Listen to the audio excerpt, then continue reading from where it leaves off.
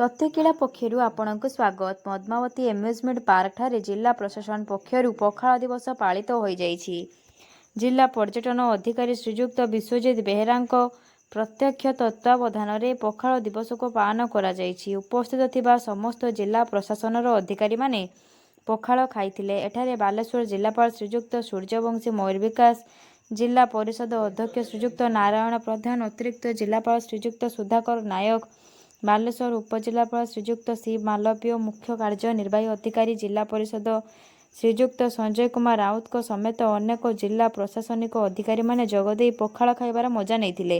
ଏହି ଅବସରରେ ଓଡ଼ିଶାର ମାନ୍ୟବର ମୁଖ୍ୟମନ୍ତ୍ରୀ ଶ୍ରୀଯୁକ୍ତ ମୋହନ ଚରଣ ମାଝୀ ଭୁବନେଶ୍ୱରର ପାନ୍ଥନିବାସଠାରେ ଆଭାସୀ ଜରିଆରେ ରାଜ୍ୟର ପ୍ରତ୍ୟେକ ଜିଲ୍ଲାରେ ଆୟୋଜିତ ହୋଇଥିବା ପଖାଳ ଦିବସରେ ଅଂଶଗ୍ରହଣ କରିଥିବା ଜିଲ୍ଲା ପ୍ରଶାସନର ଅଧିକାରୀମାନଙ୍କ ସମେତ ଦେଶ ତଥା ବିଦେଶରେ ଥିବା ଅନେକ ଓଡ଼ିଆ ଲୋକମାନଙ୍କ ସହିତ ଯୋଡ଼ି ହୋଇଥିଲେ।